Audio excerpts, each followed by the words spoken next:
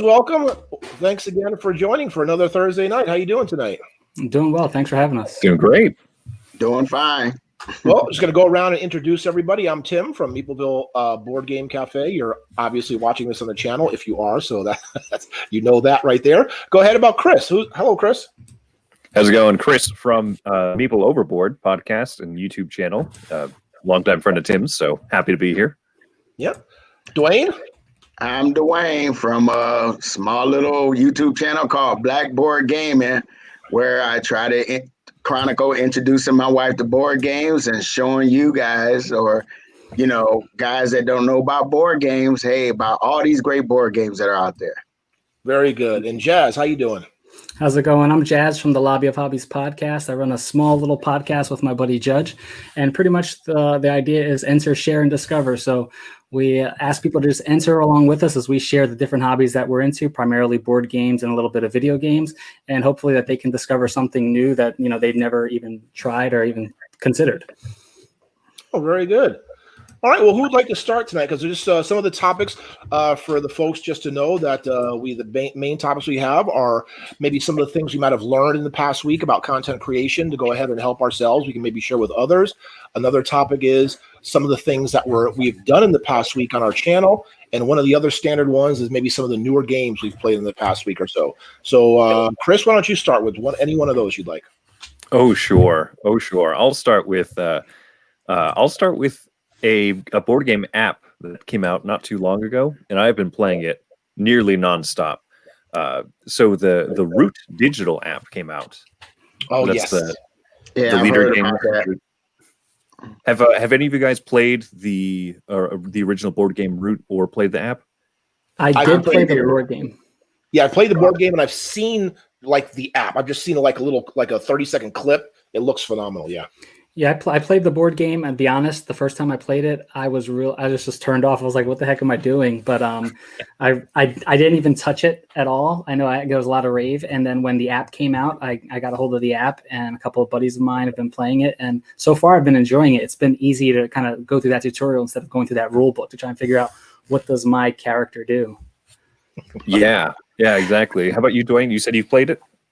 I played the board game maybe like 3 or 4 times, and I really enjoyed it. It was my first. That's actually my first conflict game, because I've never got into Rising Sun and all that stuff. But Root was just too cute.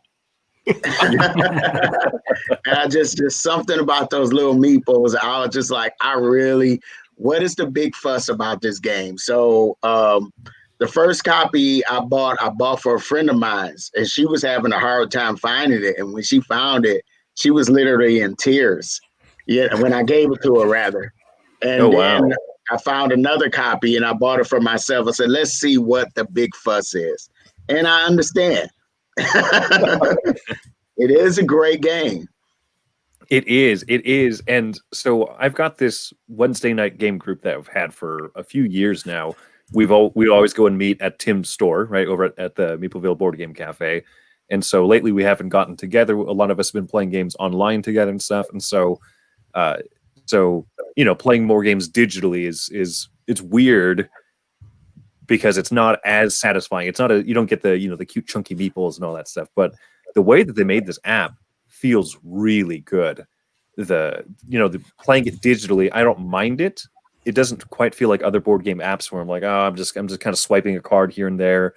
It brings it alive a little bit, and it's like I think it's the perfect game to have as an app because it really rewards people for playing a lot of times, right? If it's a game you play once, twice, maybe 3 times, it's hard to get, and I can appreciate how much there is to it. So I've just been playing this thing against the computers, against the AI, game after game. As soon as I'm done, I'll play one later tonight. Yeah. So how online with your friends? So how well versed would you say you are with knowing the powers of all of the people you may be competing against in a game? Now, Yes. Now, I definitely understand because I've actually taken time to play all 4 factions, and so it's neat to be able to look at it and say, oh, I think I'm looking at the cats, and they are, they're building up a lot of this stuff. I bet they're going to. I bet I can wreck their day if I go over here and I do this to them, or, I understand now why how the birds kind of program their cards out. So what can I do to make them a little bit more fragile the next turn? Whereas, the first time or two that you play it, it's hard to pick up on any of that. Yes. Yeah. Yeah, you definitely got to get used to their different powers. Like, I don't know if I'm ready to play the Vagabond because I truly don't understand it as well as the others. I won the game once, and that was with the rebels, not the cats, not the birds, the other guys. It's been a while since I played it. Yeah. I've won with them, and I won against, like I say, I have a Friday board game group, and these guys are the heavy gamers. And so when we played Root, I beat them at Root. And so, you kind of like, oh, okay, that was cool. And then as you're walking to your car, you realize that you're floating on air because you beat some heavyweights. Yeah, that's gotta feel good. Yeah, I know. Yeah. Like the very first time I sat down, I was handed the Vagabond. Like it was at a board game shop, Tiki Board Games near me, and I had heard so much buzz about this game, and I'm just trying to figure out my character. And the sad thing was, I think all the 4 players were completely new to the game. No one knew how to play it. It was just one guy's copy. He just got it in from the original Kickstarter, and I remember leaving the store, and I'm like, I don't think I'm going to ever play that game ever again. And when but when the app came out, I was like, let me give it a try. Most of the apps you can go through the tutorials. It gives you the walkthrough, and I did it. I did the walkthrough, and at least for the first 2, for the Eerie and for the cats, and I still haven't done the Woodland Alliance or the Vagabond tutorial. But 2 buddies of mine, they're like, hey, do you have the app? You want to get on and play with us?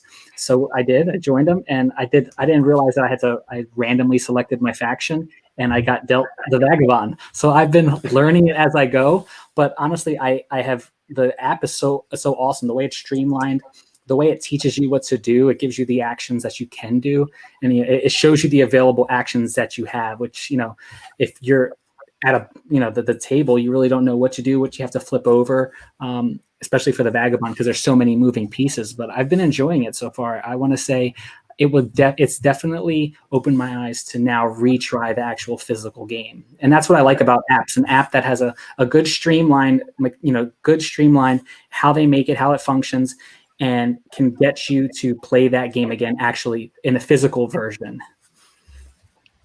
Exactly. I think that's one of the biggest successes about this app is it's made me want to play it again. Because that Wednesday game group of ours, Tim knows, those guys are carrying new games almost every week, sometimes 2 or 3. And we're like, oh, I guess we're never going to revisit a game again.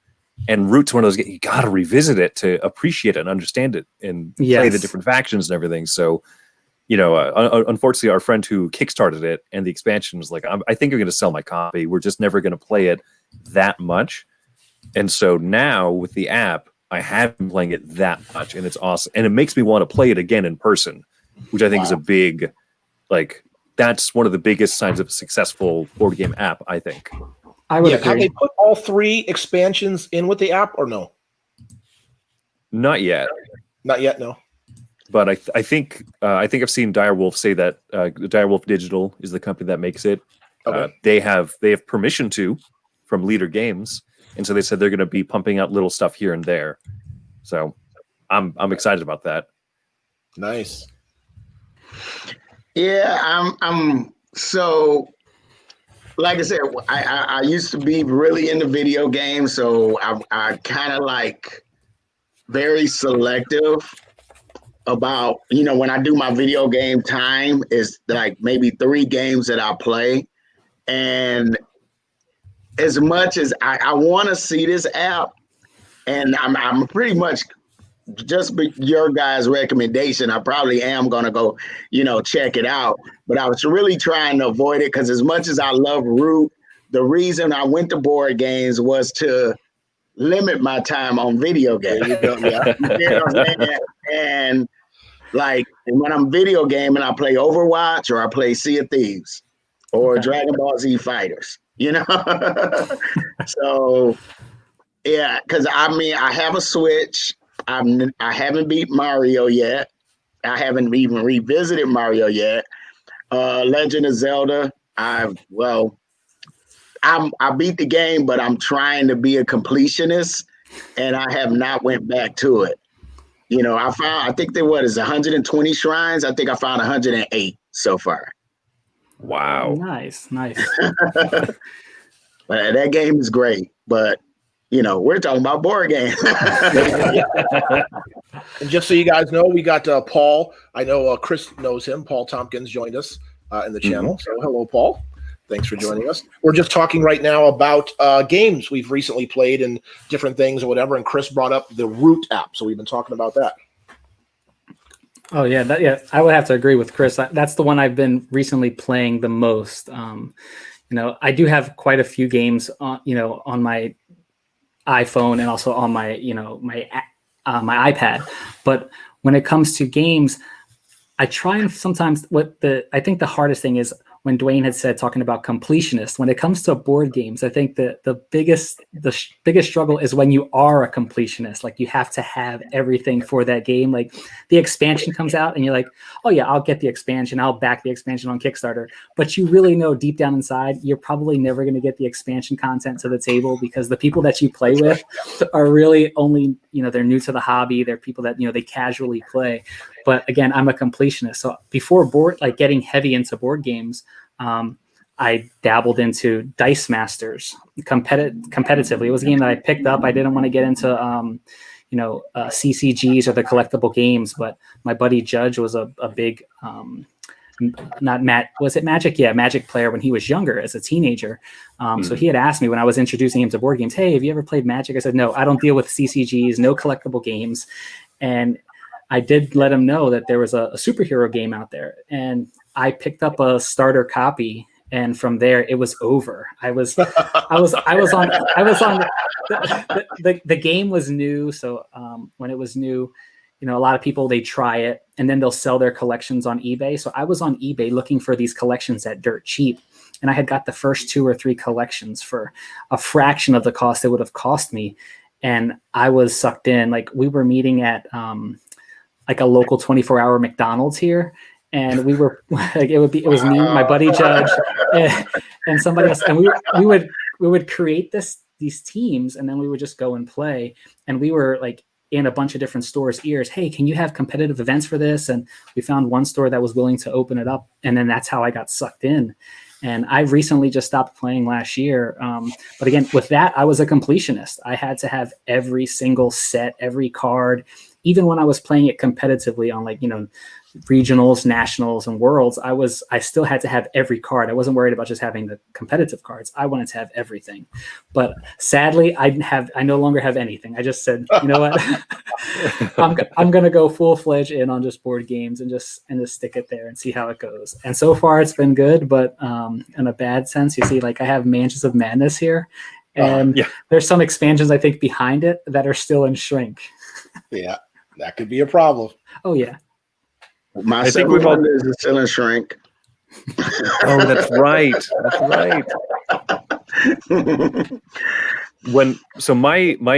My game into the hobby was Dominion. Okay. Right. And I still to this day I say it's my favorite game because I'm always interested in playing a game of Dominion.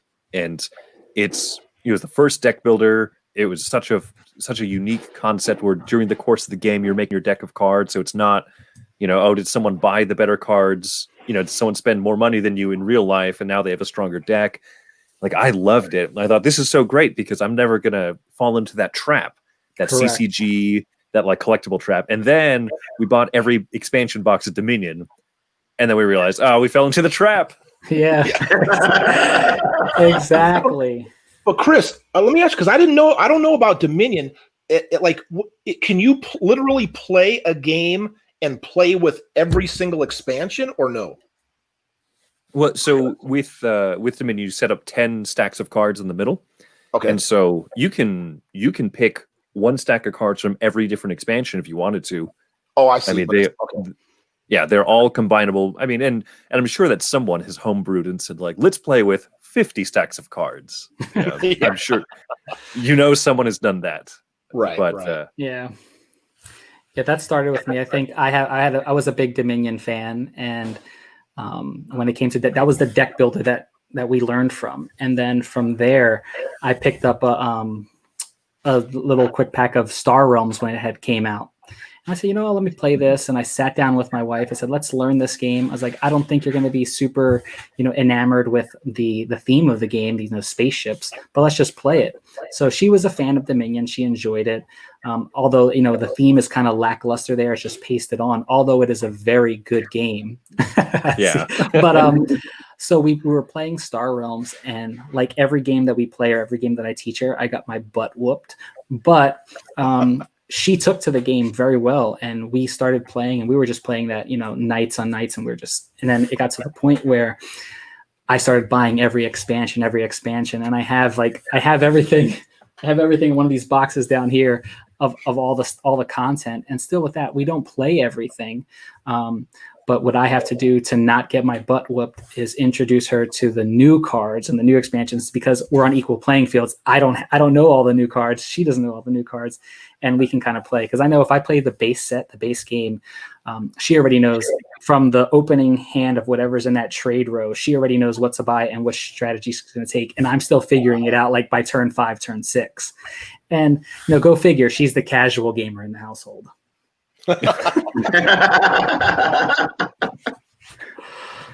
Have you played Hero Realms as well? I have played Hero Realms. I just didn't get into purchasing it because I know the fantasy theme, while I like it, for me, it was the space theme just really clicked. And then I got into Shards of Infinity, which I loved because it plays at 4 players or multiplayer a lot better than Star Realms does. And then I got the app for Shards of Infinity, and I have the app for Star Realms as well. And that's primarily where I play those games. I still have them on my shelf. I won't let them go because it's something that if I have someone who's a new gamer, deck builders are really easy to teach someone. Anytime you have a card game, I think it's easy to get someone to a table for a card game.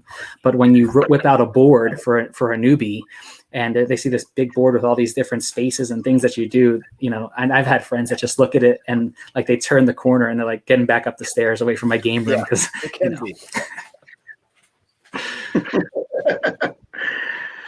Well, my first deck builder was Marvel Legendary, and I fell in that hole, was buying everything for that. And I think the last one I bought, I said, okay, I got to stop, was the Fantastic Four. This was before it became hard to find because Fox had the movie rights. So, I guess they stopped producing the Fantastic Four,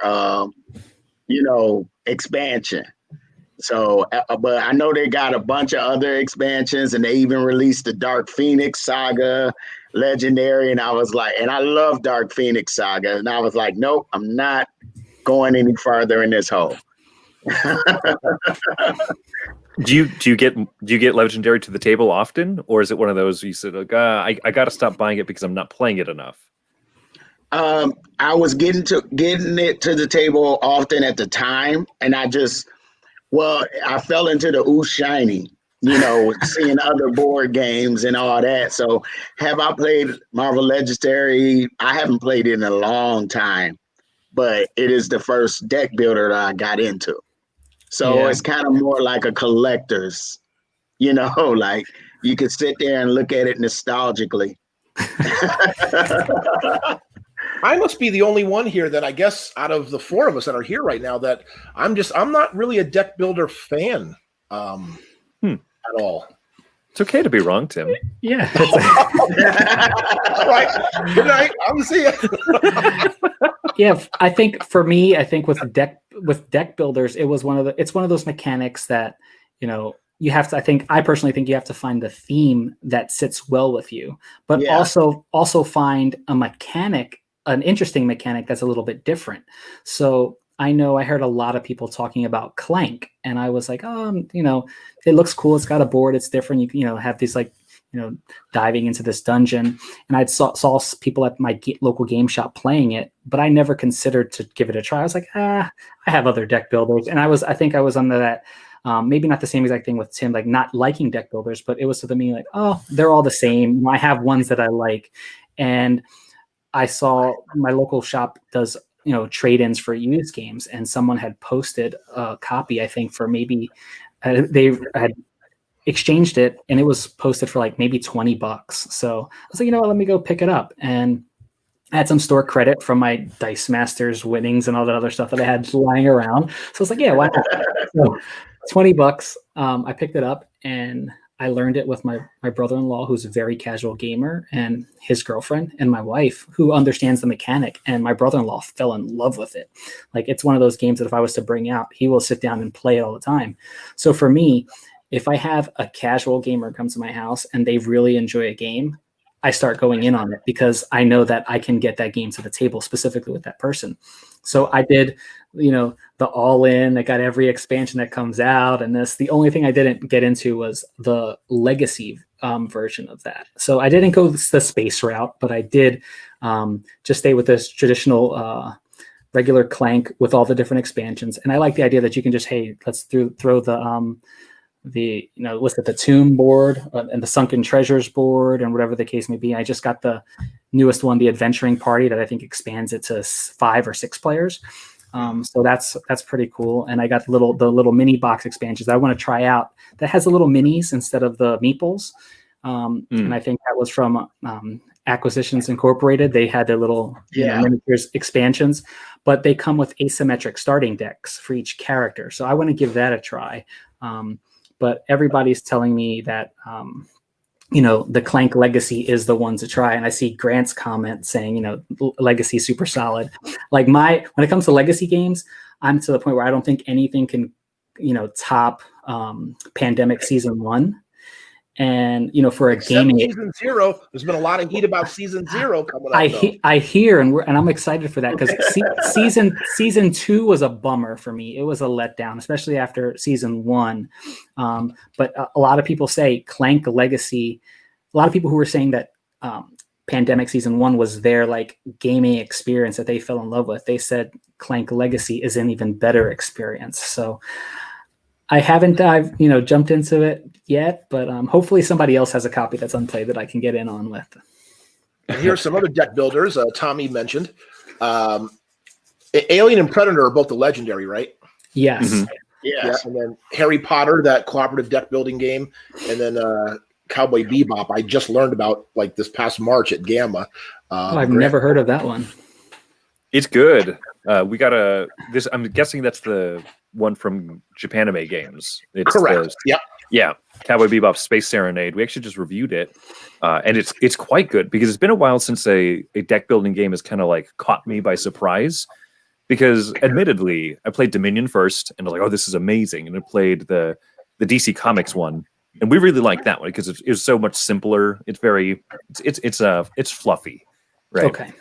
But we like the theme, and so that helps. And it was just an easier game than Dominion to teach to some of our comic book friends and whatnot. Okay. But a lot of the other good deck builders just aren't as good as Dominion, and so I've had a hard time. Like Star Realms is okay. We enjoy it. Hero Realms was fine. But then this Cowboy Bebop one mixes things up where certain cards will synergize with each other. So like in Hero Realms or Star Realms, certain yellow cards will synergize with other yellow cards. You get the little bottom bonuses and stuff.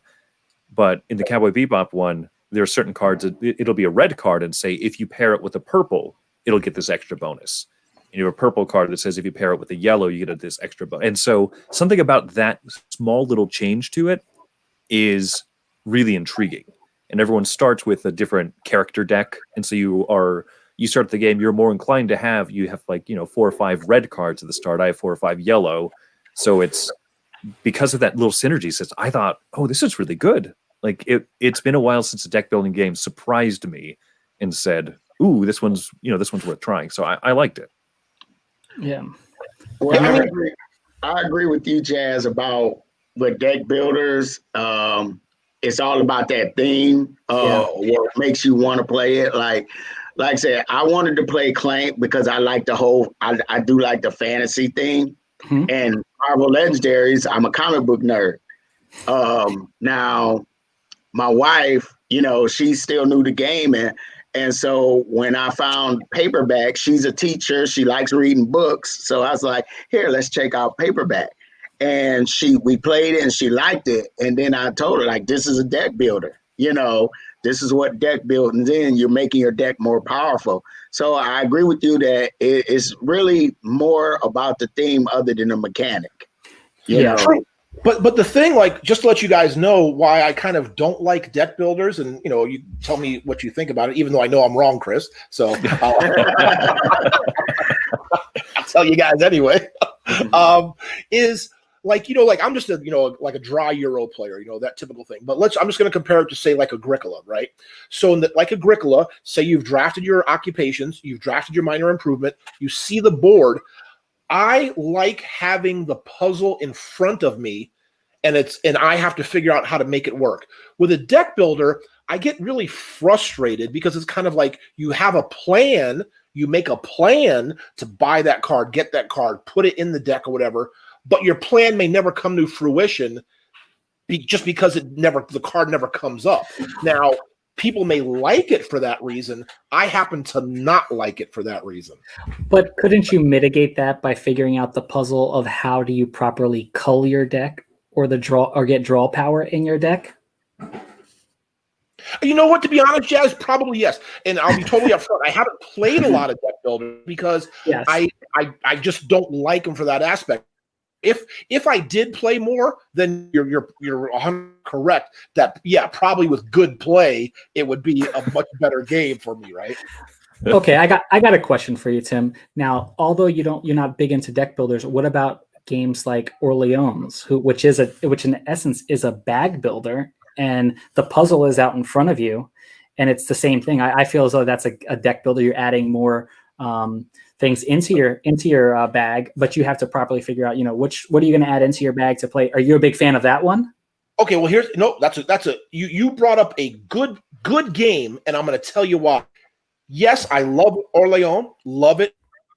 However, I like how they refine the mechanic in Altiplano to satisfy me in particular, because in Altiplano you empty your bag before you refill it. So the plan you've made that resource or whatever will come up because it has to.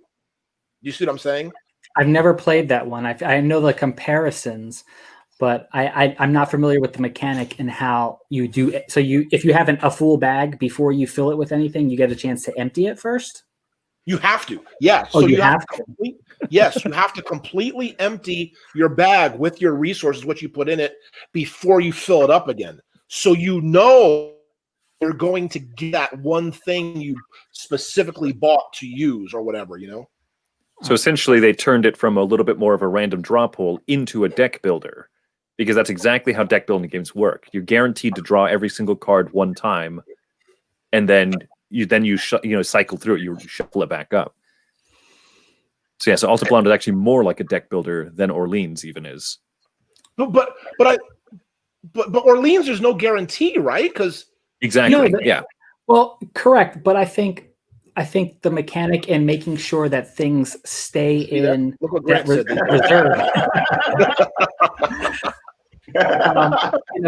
When you have your I forget all the different characters that are in Orleans that you're picking up. But when you keep them in your reserve, you can mitigate what goes into your bag and what comes out of your bag when you need it. Like I said, I play Dice Masters heavily, and that is a bag builder. So it's you're buying, you have a start. It's pretty much a deck builder, but with these cards. I see Grant Scott. I have not a lot. I'll admit it. But when I'm using my, starting dice and Dice Masters, I'm using them to purchase, new, more powerful characters, whether it's, Magneto, Green Goblin, whatever the case may be. I know that they're going to go into my bag eventually, but it's how I mitigate when things go into my bag, controlling what can go into my bag and when. I think that's the big thing that I've come to enjoy about certain deck builders. And I think Dice Masters specifically, when I started playing at such a high level, got me to appreciate the intricacies of deck building games, because made me start looking at the which cards am I really buying? Because it's funny, although I played Dice Masters competitively and I was really, fine tuning how I did things and very meticulous, when it came to deck builders, it was one of those things I would just casually play and sit across the table from my wife, and I would just buy stuff because it was cool. But I never took that same competitive edge when I played these. But when I started to do that, I learned that I was winning more. Maybe not against my wife, but I was winning more against other people. Yeah, I know it's true. I probably just have to play them more, and I will. I mean, it's not like I would rather play other things ahead of them, but yeah, I'll definitely give them more of a chance and try them. And I think that from the sound of and knowing the way that you like to play games, Tim, the game, I think to Grant's chagrin, I would recommend games that are more like Dominion or Aeon's End, which have like a fixed market of cards. You have like 9 or 10 stacks of cards to purchase from, because it gives you more control as to exactly what goes into your deck when. So you can control, so you have a little bit more input control. And then, of course, you shuffle it and you draw 5 cards and you say, did I get what I wanted or not? But the deck building games that have just like the card river, right? You purchase a card, replaces one. Like, you don't have as much control with the input at that point. You just have to buy what's available, and it might not jive with what you want it to do. Right, because Ascension is a deck builder too, right? Because I played that one, I know. Mm-hmm. Yeah, and that has the card river. And I think that one is designed by the same people who designed Shards of Infinity. And that, like I said, Shards of Infinity is a great, I would say multiplayer deck builder. When you have and you can compete. It's like, I'm not directly attacking the person in front of me like in Star Realms. I get to attack anyone at the table. And there's this, there is a take that element. I know last week some of you guys were talking about not liking take that games, because in that game you can kind of combat one person, so everybody can go and attack one person, but you have to kind of use the strategy on when do I attack this person, when do I help them out, But I would definitely agree with what Chris was saying. When it comes to Tim being a dry Euro person, Dominion probably would be on that line, like you said, because it does have that fixed market. Yeah, and Grant likes, he really likes Shards of Infinity. I know he really likes that a lot. So Tommy just brought this up. Anybody heard of this one? Yes, I'm waiting for that one. I have that one backed.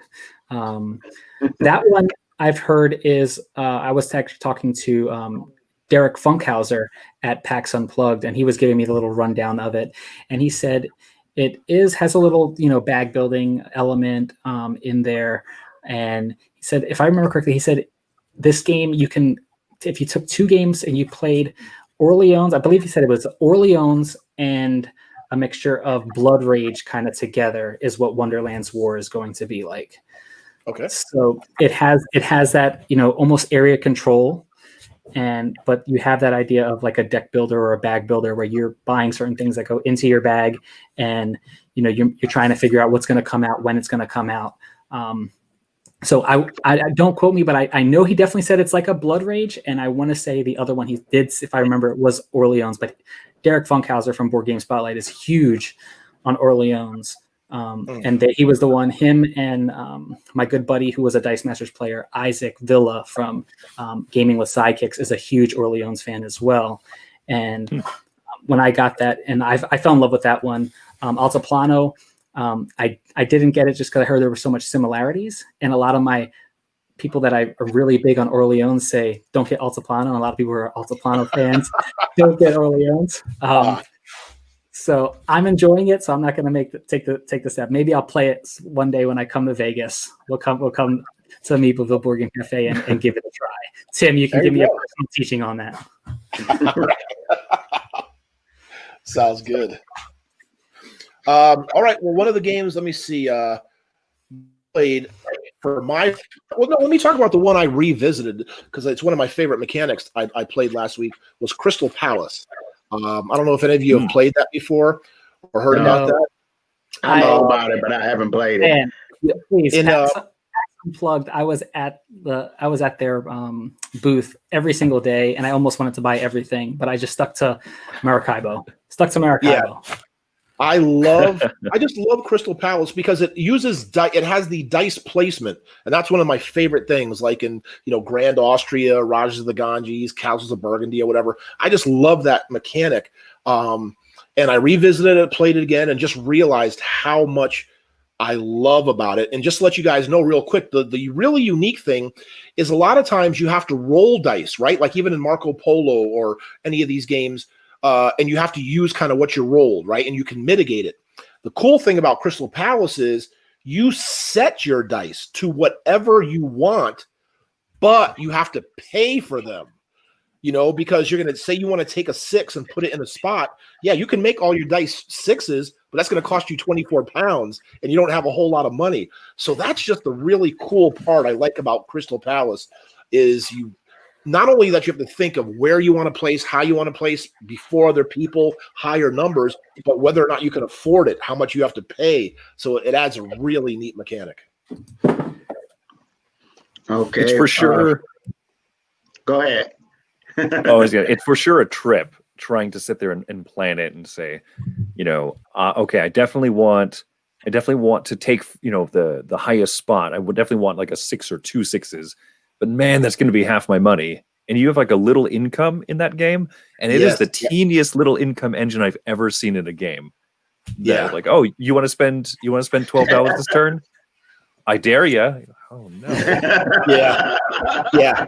And there's a really, after we played it, just realized how much is going on. It's a real brain burner, and it just kind of ticks a lot of the things that I just personally like in gaming. And so I had a chance to play that this past week, and I just really enjoyed it. It was really good. That's one I didn't get a chance to play yet. I played. So, like I said, I met up with my board game group, and I had. We were talking about my top 5 villain games on my channel, and he brought Maniacal. And I guess Maniacal is by Eagle Griffin Games. And pretty much you're playing as a supervillain. And you're trying to build up your base, you're hiring henchmen, and you're going around the world completing these contracts. And you don't know what the contracts are because they're face down, but they require a certain number of your henchmen to go complete them. And once you send them, then you flip the contract and it tells you some little fun thing. Like I had one contract that needed 1 henchman and I sent him and flipped it over and it was destroy an orphanage. And everybody at the table just started razzing me like, you are so evil. You're destroying an orphanage. And then you have to roll a certain number of dice, depending on the henchman that you sent. And like, let's say to do the contract, you have to have green. So you send the henchman that has green dice and he's at like green 3. So you have to roll 3 green dice. Now you can roll other colored dice, but there's like a symbol on the green dice that if you hit that, you get double the points. So to complete the contract, you might need a 4. So you're rolling 3 dice and you're hoping you get that 4. And if you get it, then there's a fun little like, you destroyed the orphanage and all the kids are grimming you and this is your reward. Or if you fail, one of the kids that was eating soup come and kicks you in the shins and now you're injured. So, and it was actually a really fun game, and like when you go do the contracts, everybody else around the table, they can play a scheme that might add hit points to the contract. So instead of you hitting a 4, you got to hit a 6. Or they might get something from you. Like if you get money from this, they get $3. So it's a really nice, just funny game. And that was one of the games I played. And then I played Iwari. I kickstarted Iwari and I got that. And we played that one. That's a really beautiful game on the table, just abstract game. Then I got home and me and my wife played Indian Summer. Okay. So that was cool. Oh. Yeah, I think for Oh, sorry. Well, I was going to ask, have you played all 3 of those of the Uwe Rosenberg Tetris games? No, I the only one I played is Indian Summer, and since in my last video I said like top 5 games that I want to play in the fall, and so I remember playing Indian Summer, so I pulled that out and taught it to my wife, and she liked it. You know, I haven't played Cottage Garden, and I haven't played, what was the other one? Spring Meadow. I think that was the something like other that. one. Yeah, I haven't played the other two. Just Indian Summer. And I know it's totally not true, but every time I look at all 3 of those games, I just think they look like the same game. I thought the same thing as well. Yeah, I think they do. Yeah, that was one of those things that, yeah, and I think he just came out with another one that Capstone Games released, the New York Zoo. And I was just wondering how different was that when it comes to the tile placement? Because that's another polyomino game, you know, where you're trying to, I guess, manage your zoo, you know, and I figured how much different is that from, you know, like Cottage Garden or Indian Summer or anything like that. So I honestly didn't back it. For me, I think I have, what's that, Barham Park in my collection that kind of fits that niche and that need for me. Yeah. So, but they're all beautiful games. They look incredible, you know, and I think, you know, that's one that I definitely got to try. And that along with Patchwork, I think I have the Patchwork app and I've played that as well. So, but I know for me, I think games that I played recently, and Tim was talking about, you know, dice placement games, I was able to get Euphoria to the table, which I had a really good time playing Euphoria, which was good. And I like worker placement. That's my jam when it comes to worker placements. But Euphoria is nice because, you know, that mechanic of you have to roll them and do like a, you know, what's it called? An intelligence check, you know, to kind of see, are your workers smart enough to run away from you, or can you keep them dumbed down? But, you know, I think that mechanic of how, you know, mitigating that track, making sure that track stays low enough that you don't lose workers, but the ability to place those workers out. You know, I've another dice placement game that I love is, which is also worker placement, is Champions of Midgard. You know, that one's great, but I think, like Tim said, you know, when you're battling with those dice, you know, it just gets to the point where, oh, you know, you lost them because, you know, bad dice rolls, you know. So I think sometimes when you have games, I guess, like Crystal Palace, that takes there's not much rolling, but the mitigation is controlled by, you know, how well you control your own personal economy to pay for what you need when you need it. Right. Like I know I think I would probably say right now my favorite dice placement game, and you don't do rolling, is Teotihuacan. You know, that one is great. That one's incredible. And I've played that a couple times on Board Game Arena, and that one's just fun. That's how I learned it, although it's in my collection. But, you know, I think the idea of working around that rondel, when to move, what to move, there, you know, that puzzle element. And it's one of those games that you look at, it's beautiful on the table. And I first saw it, I think, at PAX Unplugged, where I see a lot of my games. And unfortunately, no PAX Unplugged this year. But I want to say it was like 11, 12 o'clock at night. And we were, the hall had already been closed down, and a couple of us went upstairs to this cafe area that we had tables. We just set up and started playing. I walked by this table and saw Teotihuacan on the table. I was like, man, that game's so beautiful, but it looks so daunting to try. And I wound up getting a copy of it, and I said, I'm going to teach myself. So I had, you know, a buddy of mine from One Board Family, Bob Crowell, over there, and he, you know, since the pandemic, he said, hey Jazz, why don't I teach it to you on Board Game Arena? And he did, and I fell in love with it. I was glad I added it to my collection. A lot of games I add to my collection just on sheer whim, like of people just recommending, and I don't even watch the videos. You know, I just on sheer whim. If it sounds good, I get it. I think sometimes I'll watch the playthrough videos after they're in my collection, which is funny. Right. Yeah. Chris did a run through on Teotihuacan not too long ago, right? Yeah. I don't remember. I'm trying to remember.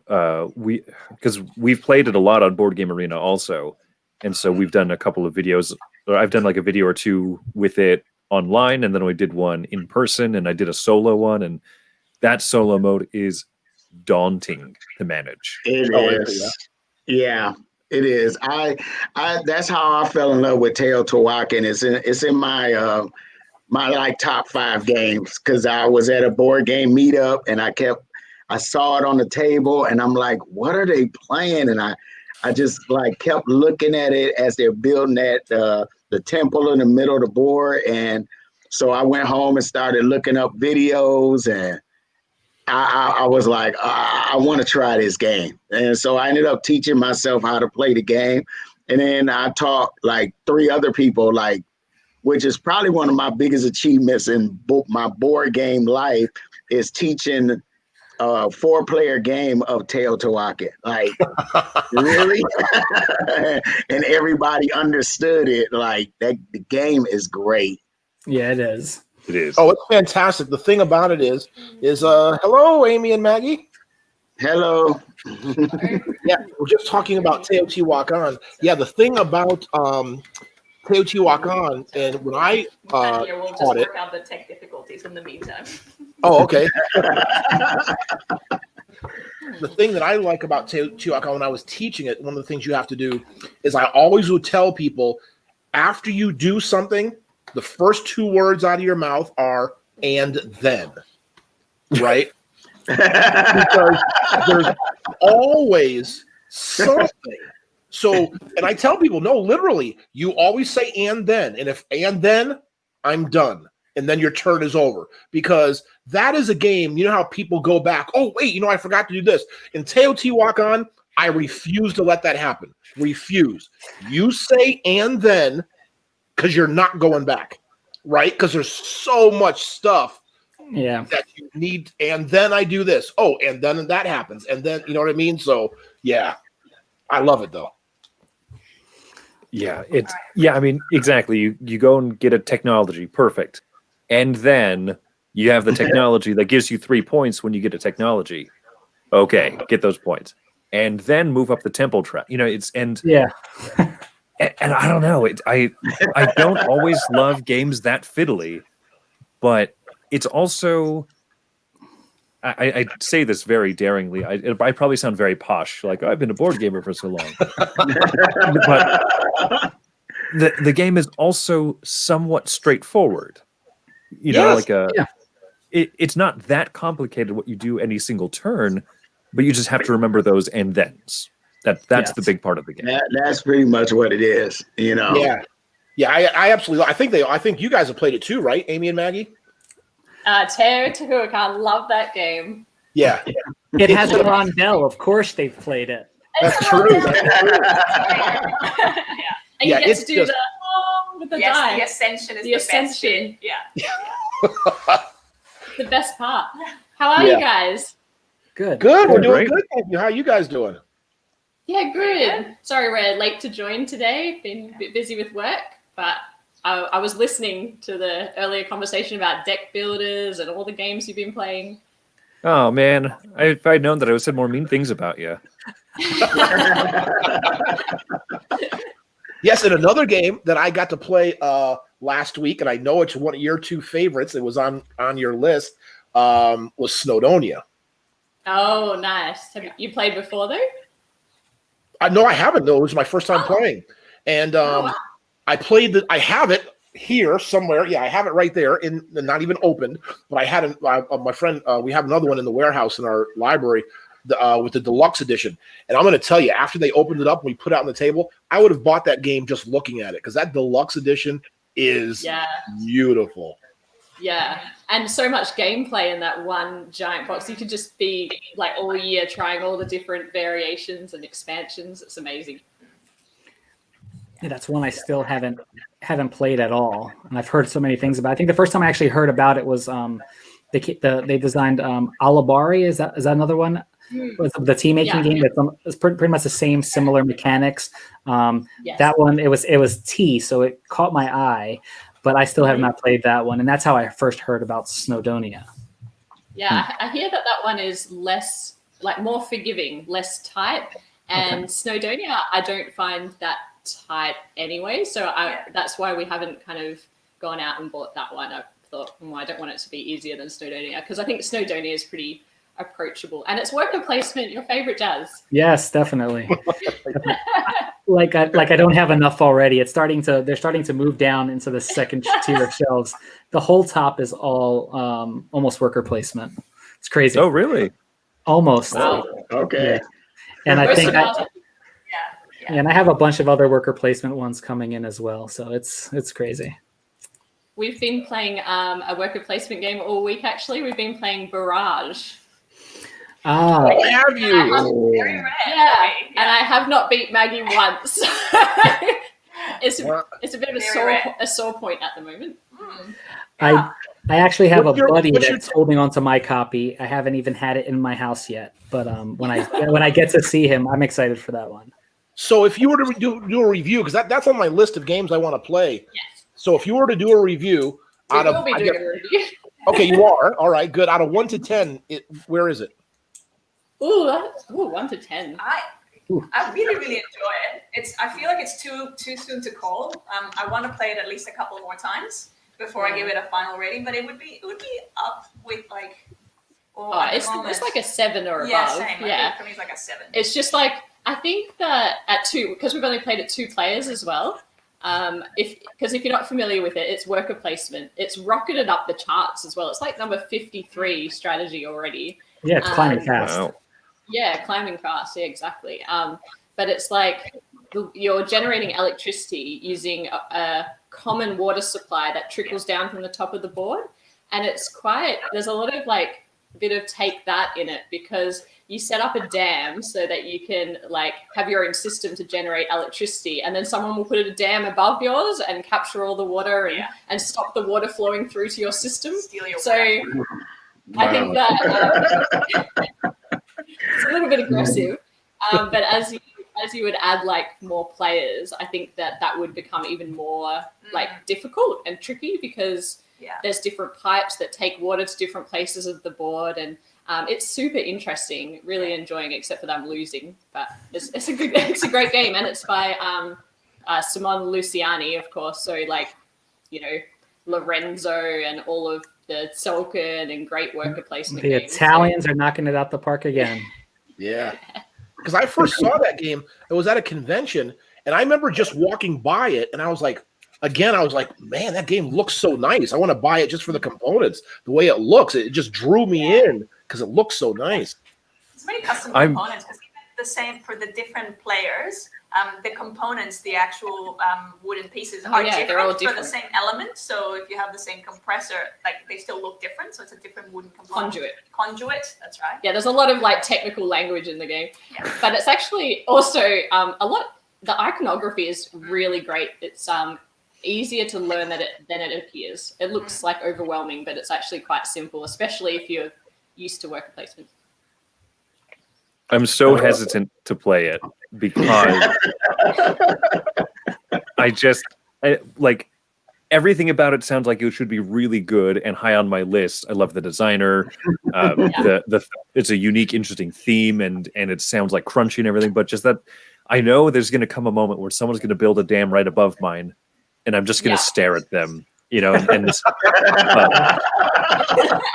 she kept stealing my water and using it to make her electricity. So I'm like, fine, I'm just going to make a dam like above you, and then it's just the nature of that. If we're still together, we'll make a review and Paul, who's in the chat, we were at Dice Tower West, right, which was in the end of February, beginning of March, right before all of the shutdowns and lockdowns. You know, I still look very fondly at that. It's kind of my last like big push for human connection. But I think it was at Dice Tower West where I was watching Paul and a couple of people play that like down the table from us. And at one point, Paul like stood up and was like walking around for a second. He needed to like, okay. Yeah, I can. Yeah, it's a bit of that. Actually, though, we've played it just after we've finished playing PAX Premier, and so compared to PAX Premier, it actually feels quite nice. Because that is super aggressive. That's super largely take that. Yeah.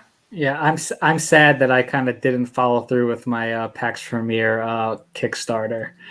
I forgot completely about it. I think in the Kickstarter you could pay for there was no $1 pledge at the time. I think so. You had to pay for at least the coins. So I pledged for the coins, and then I forgot before the pledge manager closed, and I was sad because the game looks beautiful, you know. It is, yeah. And so I have coins. I think coming in today or tomorrow. I think they come in tomorrow, and I'm like, oh, no game to play it with. And we don't have the coins, so if you want to send us the coins. We have the cardboard coins. It's the only thing that I'm like, I wish we had coins. Like, it would make it just that much more amazing. Yeah, I got you guys. The post to Australia is notoriously pretty affordable, right? Oh yeah, of course, and really fast too. Yeah. You'll get them next year on a, I'll send them and they'll probably come next year in a different Kickstarter. Let's see. What else have I played? Oh, we played Project L. Oh yeah. Yeah.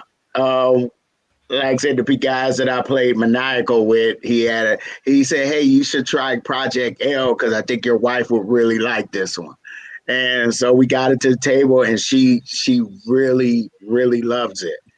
And so I was like, he told me that it was coming on Kickstarter. So I look, and they're talking about they're going to release it next year, September 2021. And I'm like, I'm not sure I can wait that long. She really likes the game now. So we kind of looked over the web, and I found one gaming website, and they're selling copies of it, the deluxe copy. So I ordered it real quick. So, so I think that's all the games I played. Did you like it, Dwayne? Did you find it challenging enough? I was just haven't played it.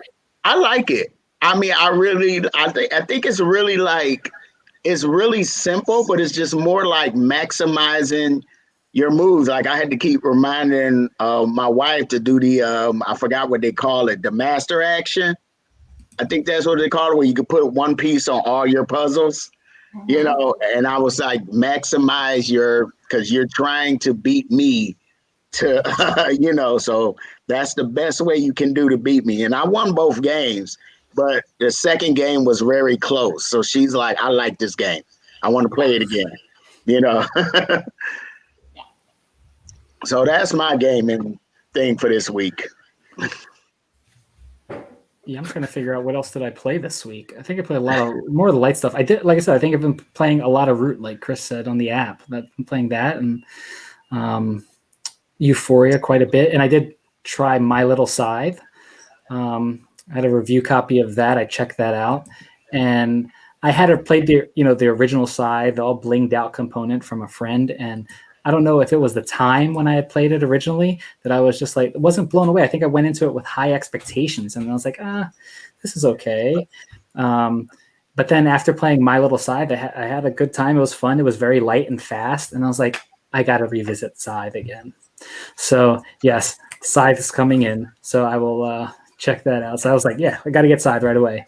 So I think I can appreciate it more. Scythe is one of those games that's never stuck with me.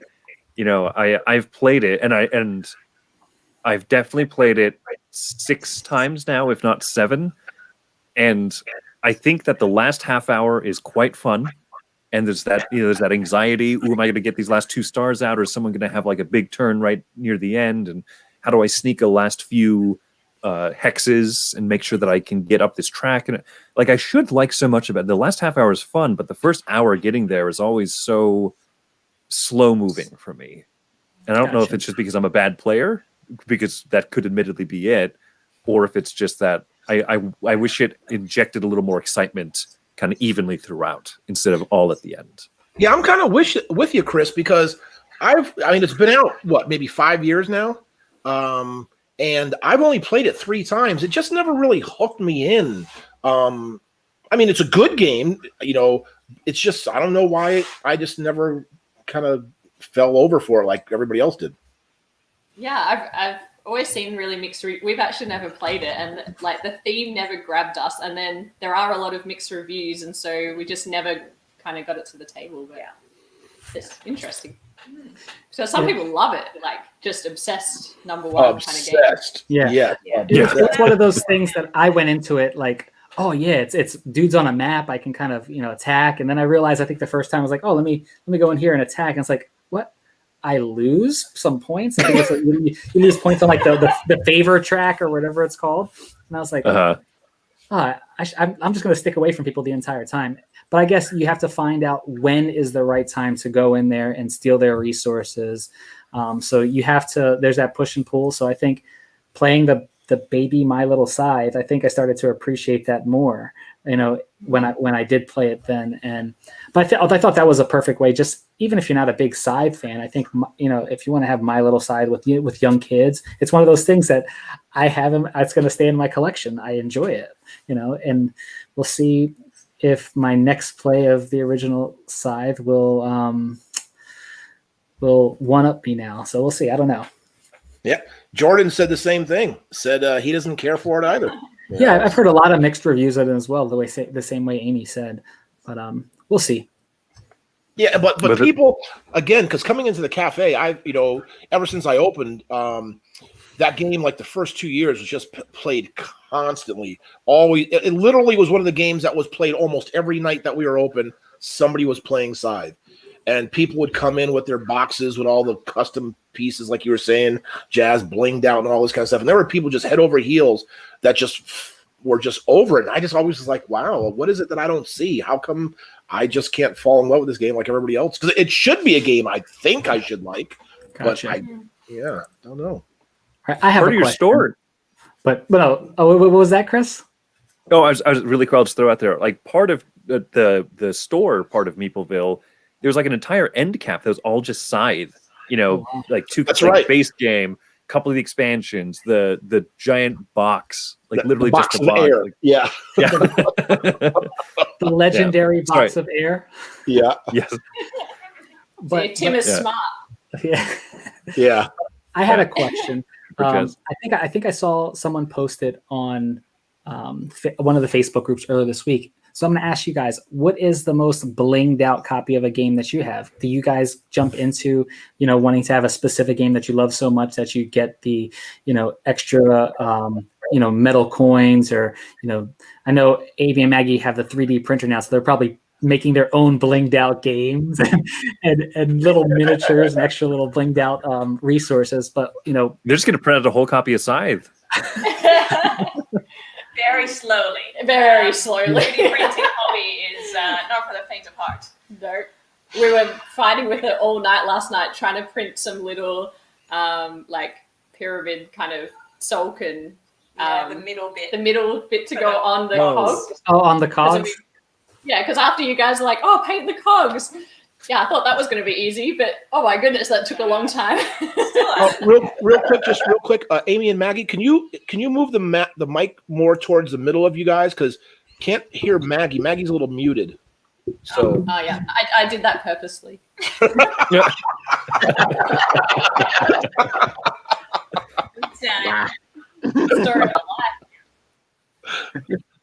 life. Blinked out. Blinked out. Can't think of what we would have. know.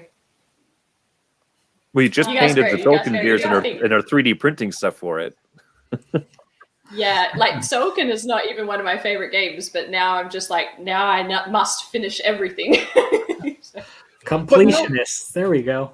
That brings up an interesting point, Jazz, about being blinged out, right? Because I was just talking about like Snowdonia and the deluxe edition, how nice that looks. I just received Yido Deluxe and Gugong Deluxe. So I just got Gugong is incredible. Yeah. Oh, with the velvet box.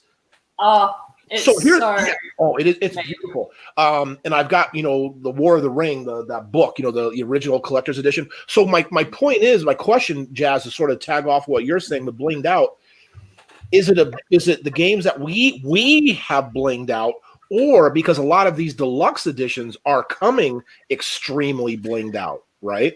Yeah, I agree. It's either. I know for me personally, a lot, like you said, a lot of games do come like blinged out, because I got the Yido Deluxe Edition, and that game's beautiful. Like it's incredible. I didn't open my copy yet. I just went off of Amy and Maggie's box unboxing. I just watched that one, and I didn't do my own unboxing yet. But there's, like you said, there's a lot of games that are just beautiful on the table. The presence. I think the most that I've personally, so to answer the question, the most that I've put out into probably a game would have to be, getting the expansions, almost like having a completionist set, is probably Blood Rage. And I think for me, it was not that I'm a huge dudes on the map type game, but it was just one of those games that some of my friends who are big video gamers, that was one of those games that attracted them, the table presence. And I wound up getting the box insert from who does the box insert? Why is it escaping me right now? Broken Token. Broken Token. Yes, I got the Broken Token for that and everything.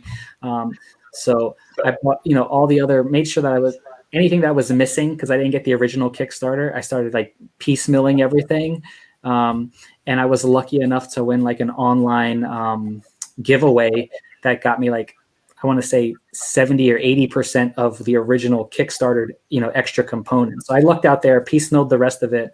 And then when they came with the new, the most recent Kickstarter for the, the other stuff, I made sure I jumped on it because it was one of those games I felt like I had to have everything. And probably, I think, and maybe Rising Sun. I didn't get the Broken Token crate yet for that. But I would probably say those are the games. I'd say the most that I probably added when it came to like little resources or components, probably Wingspan, just because I like the little, the little tokens. They look nice having the little houses, the 3D printed houses and things like that. I don't have my own 3D printer, so I have to commission that work out to someone else. But it's one of those things that's in. Oh, there you go. So Jordan was like asking like about like Everdell, like that would be blinged out, right? I guess if you got all the expansions for it. Oh yeah, hold on one second. Jordan, I think he's going to show you up. Like I had to pay for that wooden tree to make sure. So I have the wooden tree like on display. It's That's beautiful. not the one that comes with the game. Like no, this is the addition. This was on the most recent Kickstarter, I believe, and you pay for the wooden one. It's nice. Oh, okay. Yeah, I think it's the same type of wood that's made with the Broken Token inserts. It's like it's beautiful. So now Everdell is pretty much my number one game, and I got the first, I got the deluxe version when I kickstarted. I was their very first Kickstarter, and I hated the berries and the wood didn't have containers. So I started like almost a year-long search for the perfect container for those for the resources. The first thing I had was these little baskets, but I was like, no, they don't fit. And then I found these little pails. And I'm like, no, it just, but I went into a dollhouse store in a local dollhouse store, and I found these wheelbarrows that actually roll across the table. Oh. And I was like, this is it. And I bought like 4 of those wheelbarrows, and I got them sitting right up under the tree. And everybody walks by, they like, where did you get these wheelbarrows? And I was like, I hunted high and low for these. So I see on Facebook, everybody has their 3D printed, containers, and they look nice. Don't get me wrong. But I got these actual wooden wheelbarrows that I could actually roll across the table and hold these resources. Awesome. Nice. I'll be looking for the doll stores tomorrow. Yeah. How many people are brave? How many are truly brave enough to say, yes, to complete this game, I went into Priscilla's House of Dolls and Doilies. I will say it proudly. I will see if they have T-shirts. Yeah, so Tommy, and Modern Art, that's a game I haven't played, but he said he bought a gavel and mini wooden easels. Ooh. Display the cards. Yeah, that's awesome. That's a game that's escaped me too. I've never tried it. Yeah, me neither. Gotta look into It's it. a Knizia classic. So It is. I know. Because he has that card game now too, right? Yeah, they do. Yeah. I played Modern Art once. It was okay. I liked it. I mean, the art was raving like, review.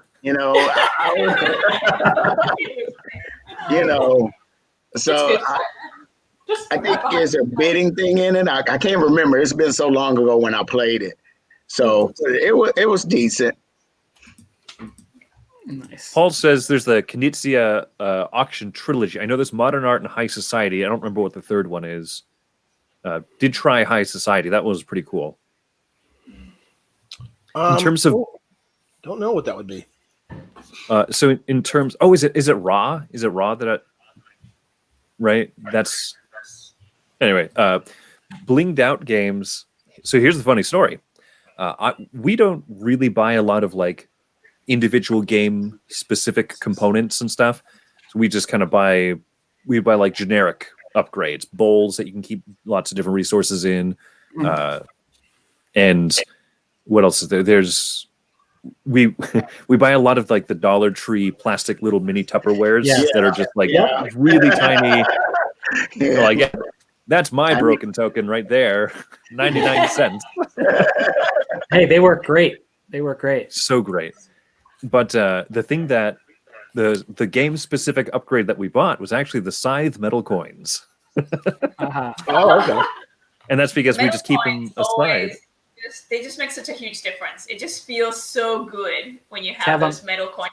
Yes. But they're so expensive. Like on every Kickstarter, it's such a high proportion of the total cost that every time I opt out and then every time I get a game, I'm like, oh, I wish I had the coin.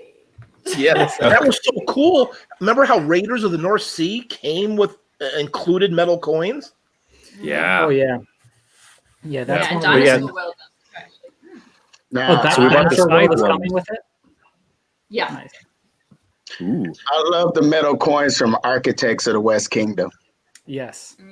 I love those coins, and I just picked up the metal coins for viticulture because I played it, but I want to teach my wife, and I figured that I might as well introduce her to the metal coins.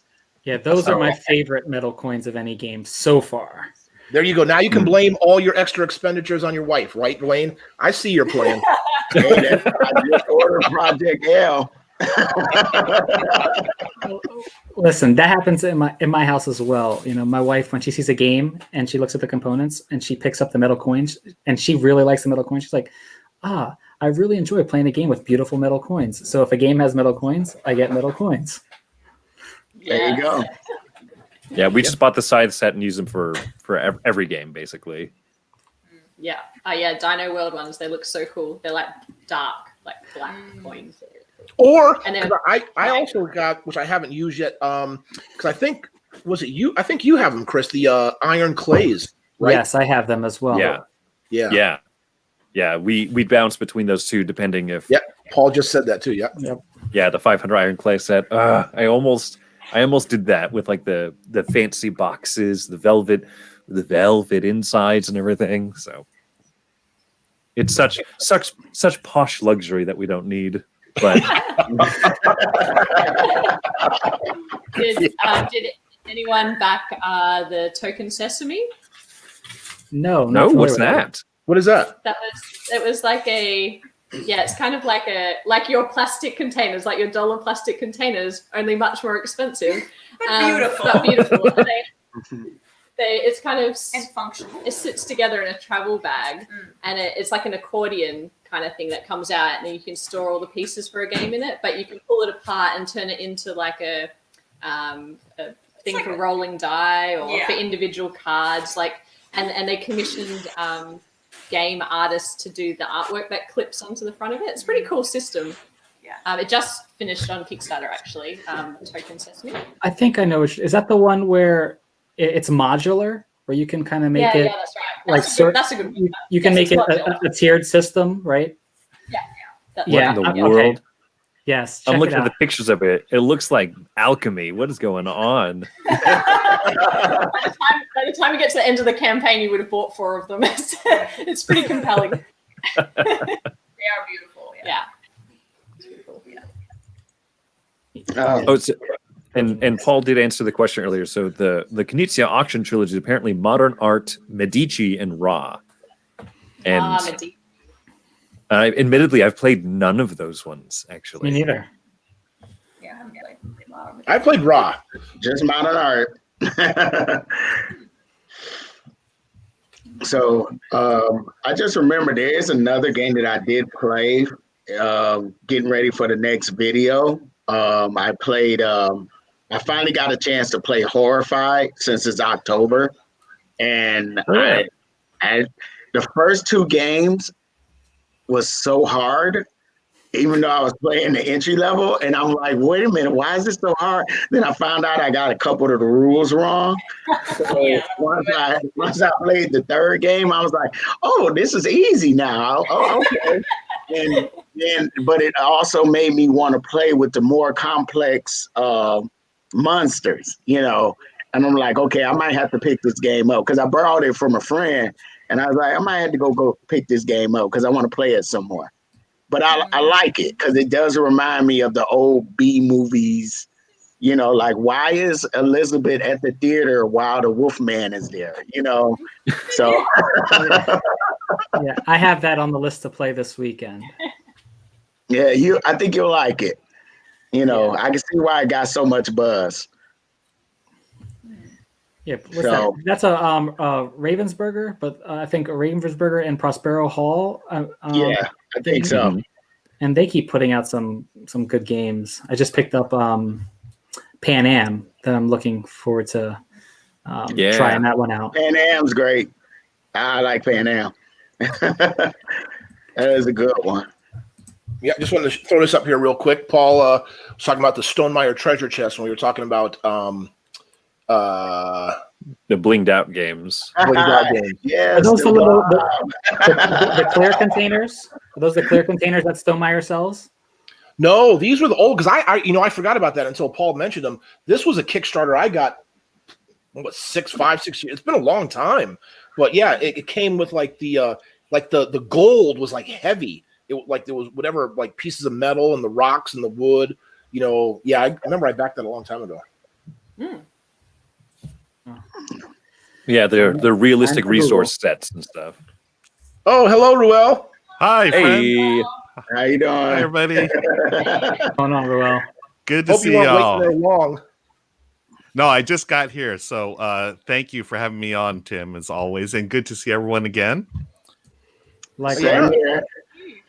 Do you know everybody here, Ruel, by the way? I do. I think we've all been on the stream before. I know Chris, I know Dwayne, Amy, and Maggie, and Jazz. Yes. So happy to be here. I literally just did another live stream right before this, and I finished, went to the bathroom, got a quick snack, and came on here because I didn't want to miss this. Bathroom and a snack, Ruel? I see where your priorities are. Right. Sorry to keep you waiting, Chris. My bad. Yeah. It was been great to have you here. Yeah, Paul just mentioned it was a 2014 Kickstarter, those Stonemaier things. So Ruel, yeah, you can chime in. We're talking about blinged out games or games we've played recently. So we've got a couple things going on here. So if you want to jump in. Yeah, blinged out games. Great topic. Are we talking about the games that we bling at ourselves or the ones that come blinged? Either or. Come blinged? Okay, either or. So I have this old game called The Downfall of Pompeii. And if you know this game, it's the one where the Mount Vesuvius is there and you're trying to get the citizens away from the spewing lava. And it's funny because that game, whenever you have to take an opponent's piece and throw it you throw it into the volcano, it's always the way I blinged out this copy, I went to the dollar store and got a little tea light and I put it in the volcano. So when we're playing, the volcano looks like it's lit up. Oh, wow. I love simple things like that. It was $1, and it makes the game that much more fun. And just to imagine your opponent's pieces, burning as they go into the volcano. It's a lot of fun. And there's a real risk now too that it will burn down. I will It's like this board game needs more fire. Right, exactly. Now it is battery operated, so it's somewhat safe. Right. Paul was right there with you, Ruel. He said he got the tea light in the volcano as well. Good job, Paul. Well done. And I see Grant there. Hi, Grant. Good to see you on here.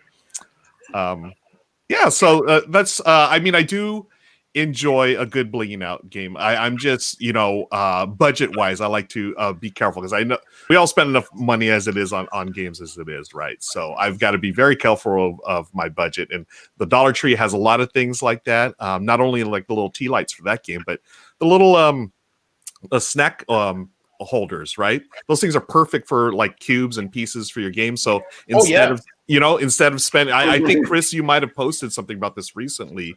And it's like, instead of spending all this money on an organizer, which is great, I love me a good organizer. But if I can get away with $1 for like 6 or 12 or whatever comes in a pack, Yep, that's perfect for like player pieces, cubes, and so forth. yep. My wife has a standing order, $20. Whenever you go into a dollar store, if you see those, spend $20. I'll reimburse you.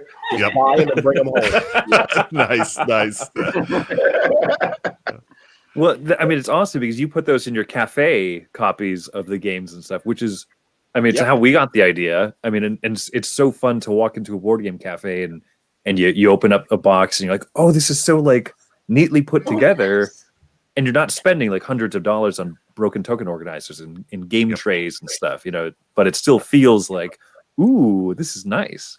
Yeah, and it totally helps with, you know, tear down and setup, right? Setup, I can give each player their little, you know, organizer, like here's your player pieces, we're ready to go, rather than, you know, it's all, you know, whatever. But I mean, I love me a good broken token, don't get me wrong, but the price on those, they really add up after a while. So They do, and the thing about it is, there are. I mean, here's maybe something we could talk about. A topic is some games without an insert, to me, are unplayable, right?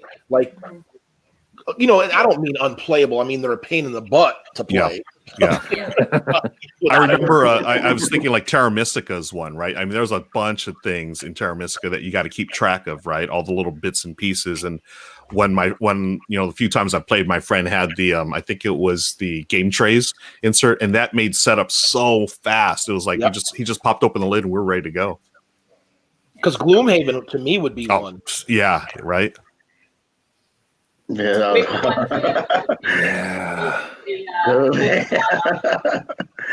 it so much easier.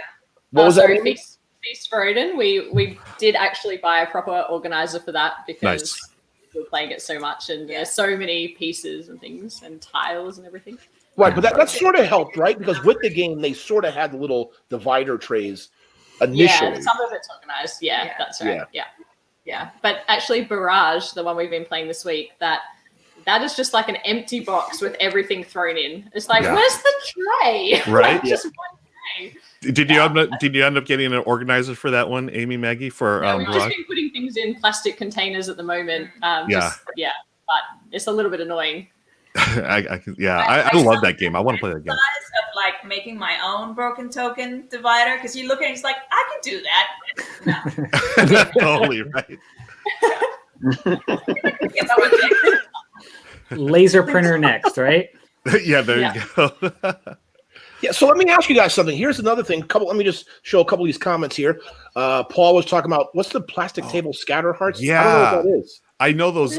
So anytime during Valentine's Day, they have these little hearts, right? They're plastic hearts for, you know, you just put them on the table, I guess, for Valentine's Day parties or whatever. But those are the perfect ones that keep track of like health meters, like in games, like instead of like, you know, the little cubes or little pieces, you could have the little hearts. So as your character loses health, you just take away the heart. I mean, those are perfect. Great call, Paul. I used that for my original copy of Love Letter. Yes, I got them too. Yeah, nice, Jess. Yeah. Instead of the little cubes river. Yep. What's exactly. a Valentine's how Day we love party? the game trays? What is a Valentine's Day party? Oh, Is that an American thing? Yeah, parties. I didn't even think about it. Yeah. Do y'all want to, my fellow Americans, do you want to explain what a Valentine's Day is? No, we have Valentine's Day. Valentine's Day, okay. but a Valentine's Day party. Yeah. Oh, yeah. I don't know. Usually more of an intimate affair. It's like a two-person. Well, apparently someone's having a Valentine's Day party because there are Valentine's Day little hearts at the dollar store. So I'm not having a party. I think for at our church we'll do like a Valentine's Day get together for everyone. Everyone's invited kind of thing. And so I think of that like that's about the only time in my life where you will dare catch me with a tablecloth in hand is if I'm setting up for like a little party. Like at the church building or something. Tablecloth, what is that? I'm not one of those people. Same. Yeah, so this is interesting because Tommy brought this up. You know, what's up with the insert in Barron Park? And I do remember worst insert ever. Yeah, really? What was the deal with it? Like, Yes, worst insert ever. I don't It's even just know like- what they were it's like thinking. The box Cardboard doesn't need to be pieces that you fixed. that you like Yeah. put together. I'm going to grab my copy. I'll be right back. I'll show you. Yeah, Show and tell, I'm really show and tell. curious. Horrible. Wow. Because Yeah, I've played that terrible. game a few times, but it's always been my friend's copy, and they've always had like the little, their own like baggies or whatever. But I've never actually seen the insert. I'm curious. Yeah, Yeah. it's just 2 pieces of cardboard. More than likely, if you open it and see it, once Uh-huh. you see it doesn't work, you throw it away. I mean, That's it. Yeah, me too. That's exactly what I Okay. did. I couldn't figure it out. Yeah. yeah, Burn it like, with a tea light candle. Burn it with a tea light candle. Yeah. Well, you know what? Paul said this, and he's right. I mean, I do a lot of that also. Just put them in bags and just throw away the inserts, right? Yeah, same. Yeah. I think. Okay, Chris, what you got? Yeah, show it, Chris. All right. I wish the lighting was better in here tonight, but all right. So here's Baron Park, rulebook on top, the little starting player boards here, the main board, and then this is the travesty. That is the insert. Oh, Yeah, wow. Oh, that's right. Yes. Yeah. It's like 3 triangled off segments. yeah. It's like they didn't even try. Come on. But It's terrible. it does work. Okay. You'll okay. notice, right? We had to, but it's one of those question marks, right? We still had to even baggy a few of the small pieces. Yeah. But like, But why is all- it triangle? Yeah, that's so odd, right? I don't know, but like it does kind of fit everything. Rectangular. Okay. But Kind of. It's funny it is we're talking about this. bewildering. I have sort of a question I want to propose to the group. And again, I'm one of those kind of people. I like to come up with these esoteric kind of topics and stuff. But what I was thinking before about what we're talking about, I think there's a 3-way thing going on with exactly what we're talking about. I'd like you guys to tell me who you think's going to win. So you have like the broken token and game tray inserts. Okay, you have those. That's one. You have the companies now with like deluxe games, and maybe not even deluxe games, but like like that game Parks, right? Look how they made the nice little insert, the components and all that kind of stuff. That's number 2. And number 3 are people with laser printers. So 5 years from now, who do you think's going to win? Wow, that's a great question. I don't- I think, I don't think there's going to be one clear winner because everyone's got their own preferences. But I'm thinking I'm getting a laser printer now after this conversation. Totally right. Now Um, I have 3 printers. Thanks, Tim. Um, I think game trays. I've got game trays. Yeah, game trays. They are a game changer. I love them. I want every game to come with game trays. I think the first one that I got was Vindication, and I was like, man, these game trays. This is incredible. And every other game, it's almost like if a game that I'm looking at to back comes with game trays, it's like an automatic. I think it's an automatic. And then I decide like, hey, if I don't like it, there's someone out there who will buy it off me or trade it, whatever the case. That's kind of how I go. But yeah, game trays are amazing. Yeah, because if the publishers start doing that, won't that almost essentially put the other 2 out of business, right? If you want to the yourself or broken token, if the games just already come that way. But would you, okay, here's a question, would you rather pay a little bit more and have an organized package or pay less and work something out? Because it would add to the cost. Yeah. Considerably. No, because like in this Gugong Deluxe I got, I look at it, the Snowdonia, like we were talking about. Plastic What- trays. yeah, I mean, I just think that's enough for me. It's Yeah. I just want my components that when I open the box, I want them to just be in a nice place. I just don't want to have to pick everything up. So as long as they're in a good box, I'm okay with that. They don't have to like perfectly fit everything, So that's why I love the game trays. I love, the little even if a box had a decent insert where everything just kind of falls into place and the boards sit comfortably, that's just what it is. Because obviously I put my games mostly like books on a shelf.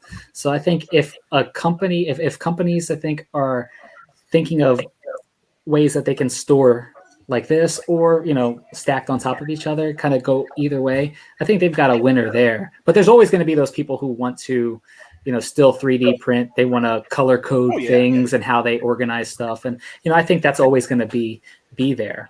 But so a lot of these companies, like Tim, you were saying, like they're coming out with these deluxeified editions, and there's certain companies that and they're even smaller companies like Honeybuzz that's coming out. The deluxe edition for that, I'm waiting for that any day now. That thing is beautiful, and I got a Atlantis Rising. I still haven't opened it, my copy yet, but again, I have a bunch of worker placements to get through. But the components in that game as well. I want to say the deluxe components, they probably up there and rival something like Everdell, but there's companies that are coming out with these deluxe components that have decent inserts. Everything fits well in a box. Hey, you got me a winner. I'll pay the extra $40, $30 on that Kickstarter backing for it. Me too. Yeah. I think that Game Tray's model of like partnering with games on Kickstarter and just saying included makes people feel better, because people are going to blow money on Kickstarter anyway. I think more than if they were to browse a game store or on Amazon and say, I bet I can get it cheaper somewhere. I bet I can hold off or whatever. But on Kickstarter, people just, people mash the button. Yep. So I think that's perfect for the Game Trays, like that partnership idea. And then a few games like Jazz mentioned, My Little Scythe, the Stonemaier one, comes with a really fantastic Game Trays tray insert thing, and I like that one a lot. Yes, but I wouldn't necessarily pay for it as a third party extra accessory. I'd be like, I'm going to deal with bags. Like, I'm fine. I'm cheap. Right. I think. I'm sorry. No. Go what you were going to say, Maggie. I'm sorry. I was going to say the economy of time. Like, if you have good inserts, like the setup is so much quicker, which means that then you're not exhausted by the time you start playing, and then you're not exhausted by the time you've packed it away, which means that you might actually squeeze in an extra game or two in that playing session.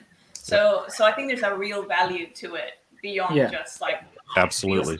It actually makes things. Yeah. And Paul even mentioned one company. 100%. I agree. Like Paul mentioned something in the chat about folded space. I've been using folded space a lot. Like, while I love Broken Token, it's a quality insert that, it's nice. You pull it out and everything's kind of sets there. Folded space does it for a fraction of the cost, and everything sits nice. It doesn't have anything that covers the top of the components, but when you put everything in the box, the player boards do the job, which I think is that's all it needs to do, right? And again, you can still take those boxes out and have everything set up. You don't even sometimes have to pay for extra, bits holders or whatever to have on the table. While I do have some of those too. I love them. With a game that you can organize, it comes right out, everything stays there. You know where it's got to go, and then again, you're packing it right up. It's good. Like says, some of these games are just daunting to set up, and when you have when you're trying to get someone to the table to play with you, and you're like, 30 minutes, I'll be ready. It's it's like, oh, great. Speaking of blinging, how do you guys feel about neoprene mats? Like game-specific mats? I love them. I mean, I do too. I mean, the one that I use a lot, well, especially more at Meepleville, is Splendor, which now is sort of not even playable without the mat. Because sometimes it's hard to pick. I don't have fingernails, so it's hard to pick up just a card from a flat table.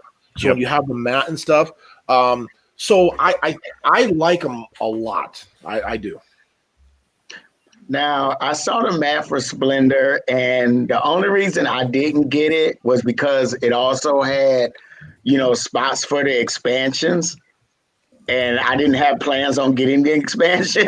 Oh, so it was like, but Dwayne, that's only the new mat, I think, because the old one that I have is just standard Splendor. Yeah, just standard Splendor. Yep. Yeah, I got to find that one then. yeah. I love neoprene mats. Again, I think when I got into playing Dice Masters, everything was like, oh, this cool mat, and then I would get my custom mats made and shipped here, and different whatever I wanted to design it. But then when board games were coming out with mats available. Yeah, I bought it. I even bought the game toppers mat because I didn't actually buy a game topper because I'm in the process of converting an old dining room table to fit the game topper that I purchased, the deluxe mat. But I'll still buy a mat to go on top of this mat, you know, just because I love them so much. But it's good because you can throw everything out. And a lot of what I like about games, a component that I like to have in games are just reference cards for new players because it helps me when I'm trying to teach. But what's cool about a lot of these the playmats will have turn structure on them as well. So that's one thing that I'm loving. I know I have the cartographer's playmat, and then I'm excited to get the other playmat in the new Kickstarter. So it's like throw them up, blue or red today. Blue or red? Which one do you want? Yep. I think Jazz brings up a great point. Being able to have a playmat that serves as a player guide almost at the same time. And, the first time I played Dice Masters, actually, someone had created their own mat, and it helped me figure out the game, right? How how the turn structure flowed and everything. Mm-hmm. So that's a one way. The one thing that I love when publishers do, or people just do on BGG by themselves, is combine the playmat with an actual player aid.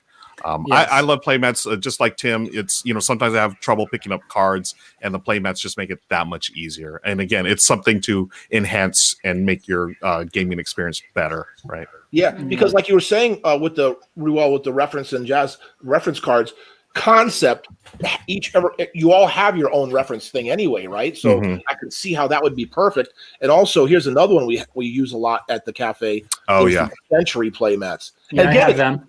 It's really nothing, just like Splendor, right? There's nothing extra. It just makes it easier to pick up the cards and move stuff around. Yeah, and it makes setup easier because you know exactly where the cards are going to go. Yep. Yeah. I like that they add atmosphere as well. Like they can add the kind of theme to it as well. Like more immersive. We have Cult Express, and that has no cards. It actually has no reason to have a play map. Right? That looks cool. It looks cool, yeah. And it enhances your experience. That's great. Yeah. It gives you scenery. Yep. You're right, because it actually makes a card game like Century and Splendor into like a board game, right? It gives it a little bit more ambiance or deluxified, like you're saying, Amy, with the atmosphere. Yeah, it does. Yeah, I ordered playmats for my wingspan from Etsy, and they had they had one playmat that had the eagle in the background, and one playmat had the owl, and so I got 4 different ones. So when we play 4-player or 5-player game, everybody has their own bird. That's cool. Oh wow! Nice. Yeah, if you want to talk playmats, like above on the top of the shelf, there's space obviously between the ceiling, and all of my playmats are up there. To be honest, there's a couple times that I've forgotten that I have a playmat to a game after I play it, and then I'm like, man, I wish I would have brought the playmat out while I was playing it. I bought it for a specific reason. Nice. Yeah, one of my board game group, he has the playmat for Western Legends, and every time I go downstairs, I'm looking at it like, man, I want that mat. And, I feel like it has the potential to ruin the game forever for you if you don't then have that element. It's like, what you're missing now. Right. One thing that I get disproportionately excited about now is whenever there's a cutout in a neoprene mat so that the piece can kind of fit in there. Oh, you mean in a regular board? No, because we've played with I think it was Arcanos. The Towers of Arcanos had the neoprene mat with cutouts in it. It was at a con somewhere. I'm trying to buy it. But the other one is now with the double layered or the multi-layered cardboard where you have the little place. I don't know why, but I love them. So organized. Yes. Yeah. Right. Yeah. It's like but they're like bump-free mats. Like when you bump them, you know everything's gonna stay there. It's like the horror of terraforming Mars, right? Bumping the table. First thing I thought of. Yep. But do you get mad at a company like Plan B who comes out with the crystal mosaic to sell you that plastic overlay for Azul when they should have just done it initially in the first place, right? Well, but I That's think the other true. side of it, where then the price of that main box would have had to go up. So you may be getting it at a more affordable price, and then that's an optional upsell or upgrade. Yeah. And I feel like with Azul, it's not as necessary as like something for like Terraforming Mars. Like Azul, Yes. I'm okay with, but Terraforming Mars, all those little cubes on the player mat that I mean come on, that's a sin the way that was produced. Yeah. It was just, come on. Well, they did the same thing with underwater cities. Oh, did they? Yeah. Okay. Oh. Okay. Yeah, underwater cities, the base box is like 80, and then you get the expansion, and that's 80. Like, expansion should not be that much, but Right. they added the overlay for the inset boards, and I'm like, I want those boards, but I'm not spending another $80. Yep. Should have been there from the get-go. That's right. If you can find, Oh, go ahead, Chris. if you can find a reasonable price on that expansion, though, I really like the Underwater City expansion modules that they put in there, and the actual boards are cool because they're double-sided and they're different on each side, and so like for the fact that it's pretty pricey, and for the fact that it is one of those cases where the expansion has the double layer board, at least they did a really good job with that expansion, I think. Okay. Cool. I'll wait till the price go down. That's Hearing pretty common phrase in my house.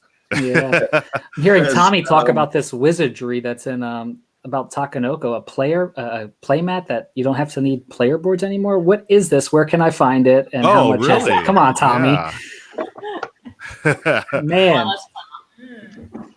Oh yeah, that would be that's right. Yeah. So would that just be one giant playmat and everyone's like has their little area on it? That's Sounds interesting. good. Yeah. And if I remember correctly, in no, I'm thinking Tokaido. That's what it is. In Tokaido, I think that you have like an individual player card, and you have like a little punched out area where you can put in like your different character things. So like that was doing the whole double layer ish type thing before it was cool, even. Yeah, right. Way before it was cool. And see, like we were talking about deck builders earlier, like another deck builder that did that is Fort. Like, I think Tim Fort probably will frustrate you, Tim. I'm gonna be honest. I love Fort. Fort is so good, right? Thank you. But their player boards have the insets where you can put your pizza and toys and all that. And I thought just on that component alone, and the game only costs $30. But you got these little wooden pieces and toys and the inset boards, and I that was a great call on that game. Absolutely, 100%.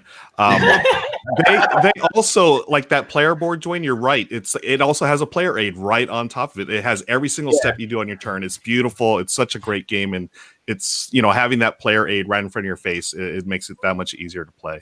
Yeah. I wish they'd done it for Great Western Trail. God, that game needs it so bad. Great Western Trail with all the things. You can get on Etsy like the plastic translucent ones, which I've always wanted. But then it's like you go to the price, and it's like, it's just so expensive. It's almost as much as the game, right? Yeah. Amy, Maggie, you guys will be happy. I just picked up a copy of Great Western Trail. It was like just now while we were talking? Or? No, this week. My local game shop had a copy that was traded in, so I was like, "Oh, let me go check it out." Put it on hold. So I went there. It was a used copy. Let me check out, make sure the components are good. I opened the box, completely unpunched, all the cards still in shrink. So, man, fraction of the cost. Wow. Yes.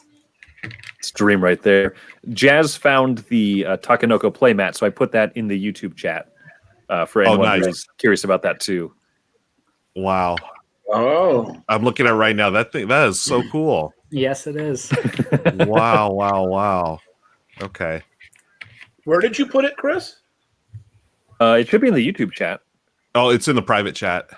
Loud. Or actually, no, Jazz put it in the private chat. I see it. Did you put it on the YouTube chat? Oh, I'll do it. My bad. I didn't see I think I did, right? So yeah, Maybe I'll show up pick up a online. clock. Nice. There it is. I hope you've got a square table.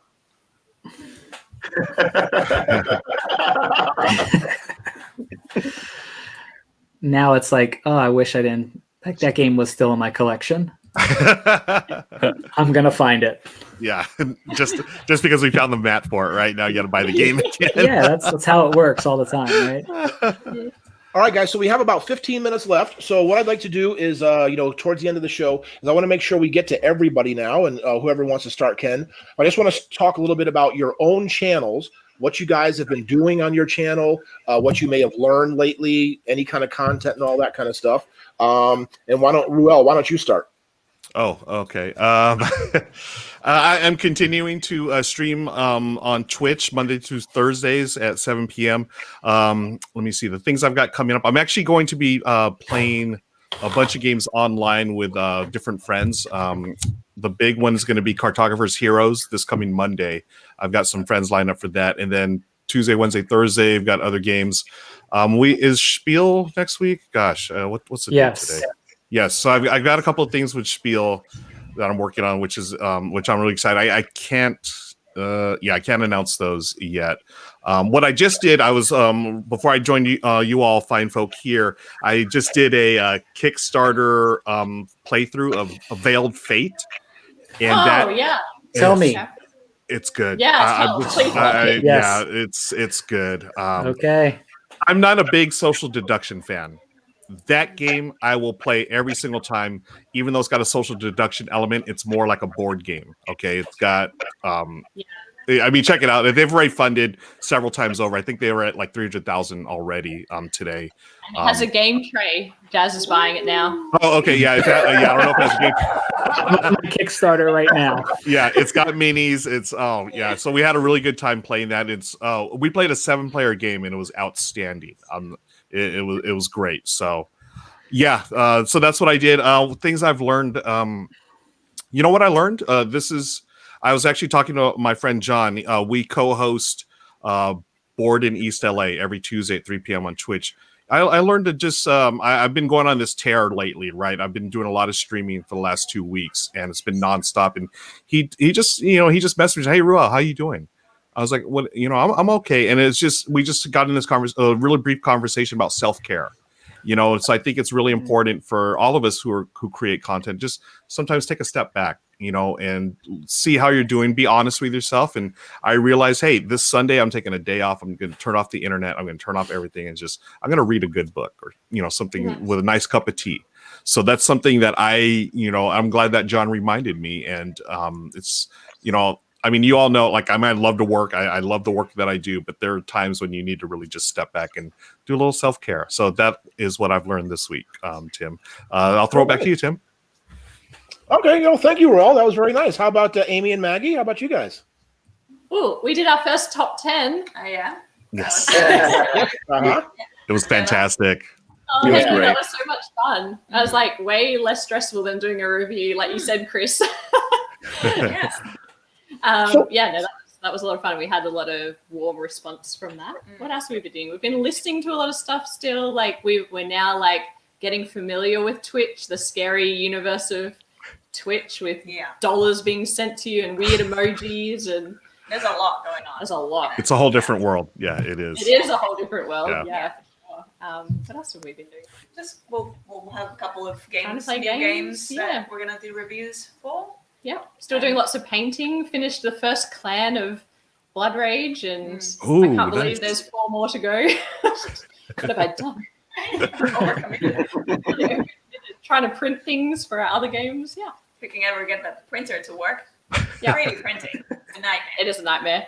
And making new friends along the way, which is that has hands down been the best part of this. And so unexpected about how welcomed you would be as a new content producer, and just like brought into the fold, introduced to other people. We did a live moderation of Meeple University's playthrough of Cartographers, so just like helping out in the chat, and that was really nice of them to give us a shout out. And so it's just been so welcoming and lovely.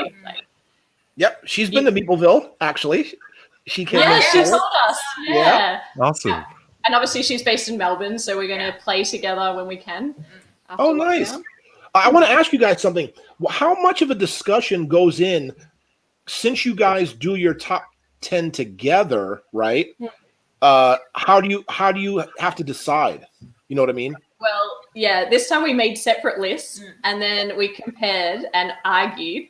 But then I let Maggie have the final say because it was a theme. Yeah, best thematic Euros, and Maggie is all about the theme, and I'm not really. So I just defaulted to Maggie for the list. Our lists were pretty close, There's a so lot it of wasn't too difficult to find, the right balance. Well, I definitely know Maggie's number one obsession. What were you with that too, Amy?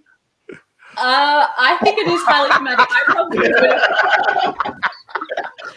I think maybe viticulture would have taken it for me. It's so thematic that I think you completely forget about the mechanics, and I just think that is brilliant. And I love teaching people about worker placement with that game. So. Such a good game. Number one, right there. Yeah, so good. Yes. Great. And how about you, Jazz? What have you been up to this past week? And if Actually, you learned anything, I'll let you. I actually just been working on some reviews for our blog on our website. I just did a review for Traintopia. Finally put that one up. But I announced yesterday on our little Facebook group and our Facebook page that we're going to start, I wanted to get to scheduling some things. So we're actually going to take the podcast and we're going to schedule it to every other Monday, starting this Monday at 11 a.m. The new podcast will drop. It's going to give us some time to actually start going into other areas. So I'm starting to look at starting to make some more video content, doing some live streaming. So I've been on different platforms trying to figure out what's going to work best, learning them. So I think right now I'm going to start with things like Streamlabs. So I've been in Streamlabs, trying my best to figure it out how I'm going to do that. Whether or not I'm just going to keep it as a Facebook Live or YouTube when I go live, or if I'm going to jump into the Twitch universe. So pretty much that's what I've been working on. Looking to do probably test the waters out first with doing probably some live playthroughs of Cartographers Heroes I have lined up, and some other games as well. So I'm just trying to figure it out, testing the waters. But primarily that's the two biggest announcements and things that are kind of new for us is, making sure that we have a set day for our podcast, but also doing it every other week. So it's not too overbearing for us, but it also gives us the freedom to, hey, we're going to drop some video content here and there, and we can work on doing that here. So pretty much that's it. Very good. And how about you, Dwayne? Pretty much working a lot. And then just I've been looking at the analytics of my YouTube videos and just to see where the viewership continues or drops off, and trying to learn my way around that. I noticed the Splendor Marvel video got over 2,000 views, but then I saw the demographic is 100% male. So I was like, well, I'm just going to learn that and take the time. And, like I said, try to be more efficient with coming out with new videos and new content. I had some ideas in the pipeline, and, I'm just work in progress, learning as much as I can. And I mean, one of the things is being I make it a point to be at this Zoom stream every Thursday because I learn as much as I can from some great content creators. Very good. Well, we love having you here, Dwayne. Nice. And how about you, Chris? I've started kind of incidentally doing Saturday night live streams, and I've just been doing a couple of solo games because Wendy and I are different people. She's a little bit more introverted, and I'm a little bit more extroverted. So I recharge my batteries hanging out with people, which obviously is harder to do these days. And so I just decided I'm going to throw up a Feast for Odin. I'm going to try it solo for the first time. And, I started live streaming it, and Amy and Maggie showed up, and then Paul and a couple of other people started showing up, and we were just chatting and hanging out. And it was so much fun. So I'm going to try and do that each week, maybe every other week if it starts becoming a lot. But in the meantime, Saturday evenings at 9 p.m. Pacific time, which is middle of your afternoon over there in Melbourne, right? So yeah, I've been doing that. we just got in. Actually, I think it's just sitting on the couch. The door knocked very loudly in the middle of this. I think that is our preview copy of Hoop Gods by Board Game. I'm excited for that one. Nice. Yeah, so we're gonna try and do a playthrough and then a review of that on the show. So a couple of exciting things going on. Yeah, very nice. Awesome. That's good. Well, as far as me, I just I did another Small Business Chronicles about the 4 reasons small businesses fail. Did that.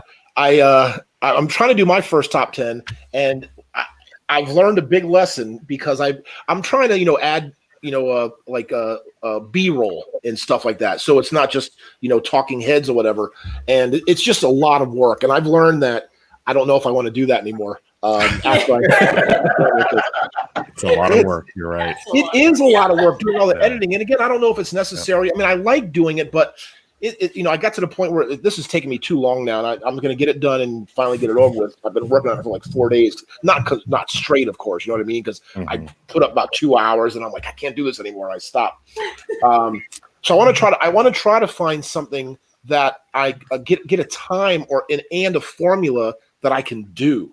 You know what I mean? Like, I don't know whether it's 5 or 6 minutes, but I'm still trying to find myself, right? What kind of content I actually want to deliver, and make it where, because we all have, life obligations and stuff like that. So really, really trying to figure that out. But it's fun. And then I had, 2 great interviews already and 1 tomorrow that I'll be putting up. So on Monday, this past Monday, I interviewed Isaac Childress, which was fantastic. Today, I interviewed Rodney Smith, which was great. And tomorrow, I'm doing Lincoln and Nikki from board game night. So and I'm about 3 weeks behind right now, or 2 or 3. So yeah, just getting more of those in the bank to keep doing that. And then I just literally received this at 7:53. So this has nothing to do with this, but I just got a grant from the state of Nevada. Wow. Nice. Hey.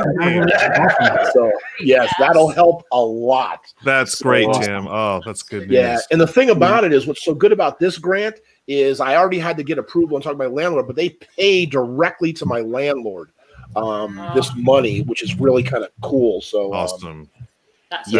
That's fantastic news. I'll sleep a little bit better tonight. Right. Yeah, but it's good. I just want to say, and also thanks. It's good that we're doing this, and thank you all, because, and again, like Dwayne said, especially with the analytics, I keep going in that, trying to figure out, trying to look the formula and stuff, because there is a lot of learning. Like Dwayne said, when he sees it's 100% male, it's nice that he's looking at it and he's trying to figure out, well, how do I get not 100% male? Like get other people and stuff. So that's what analytics are used for. So yeah, it's good that you use that kind of stuff. I do want to say one thing. I don't know if y'all talked about this earlier, but Tim, I just listened to your interview with Shu and Christina over on Going Analog. I think that dropped today. If y'all ever listen to podcasts, Going Analog, Shu and Christina, they do a fantastic job. And so it's a bi-weekly podcast about board games, and Tim talked to them for I think it's like a half hour or an hour or something, and it was a great interview. Yeah, I learned a lot just listening to you share your experiences, and you talked about being a small business owner, and during these times especially, I thought it was really eye-opening what you're having to do to continue here during this age. But yeah, it was a great interview, Tim. Oh, well, thanks for mentioning that. And let me tell you, I just met them. They came to Dice Tower West. They said, I don't know, I may have met them there, but they're lovely people. And also Mike, I think he's their editor. That's right, the producer or editor. Yeah. But yeah, lovely people. And I invited them to be here with us too. So hopefully they may join us one week. Cool. One time. And I'd like to put up what Chris wrote here. See? So in case you guys don't know, my general manager, his name is Grant. So, love it. Yeah, and Paul said this. I do have the best grant worker for me, but he's not paying my landlords. All right. Well, thank you guys so much. It was great seeing you. And again, I'm just going to send out the email again to everybody. If anybody ever has specific topics, my email, right? TIMM@meepleville.com. Send me something, and that way I'll put it in the thing that you'd like to discuss or talk about, and I'll put it in the email I send out. so that way in the invite, so we can go ahead and get prepped up and talk about it and all that kind of stuff. And again, Ruel, Amy, and Maggie, you're more than welcome to come late, like, whatever you can, come and leave early. Any of you, we come however much time you can spend with us, because we just love it and we appreciate it. So it's really good. Thank you, Tim. I appreciate Awesome. it. Thank you so much, Tim. All right. Well, thank you, Fun to hang everybody. out with y'all. We'll see you guys next week. All right. Bye. Have a great weekend. Good night, Have a all. good one, guys. Have a great day. Good night. Bye.